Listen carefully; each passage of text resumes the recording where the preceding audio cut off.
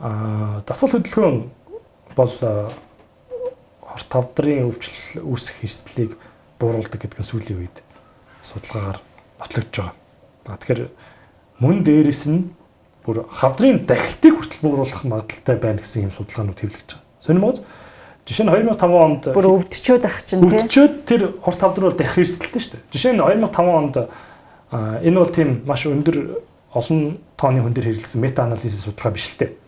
Гэхдээ хөхний хорт тавдар тусаад бүх эмчилгээ, мэс засал, туяа, хийм, бай эмчилгээ бүх эмчилгээг хийлгэсний дараах өвчтнүүдэд өдөрт одоо тийм ээ идэвхтэй дасгал хөдөлгөөн хийдгүү хоёр бүлэг болгоод ангилж үзэхэд дасгал хөдөлгөөн хийдэг бүлгийн өвчтнүүд хорт тавдрын дахилт үүсэх эрсдэл нь бага байсан байхгүй.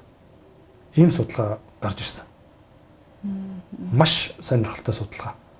Тэгэхээр яаж ийн гэсэн үг юм бол нөгөө дархлаанд нөлөөлж ийн гэсэн үг юм болов уу? Тэгэхээр одоо нарийн таамаг юмнууд бол нарийн төвшин судалгааны төвшөнд гарч л байгаа.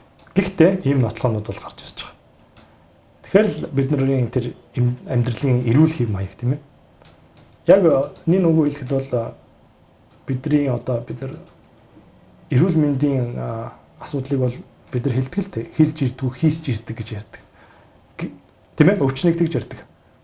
Гэхдээ энэ бол 50-50% асуудал.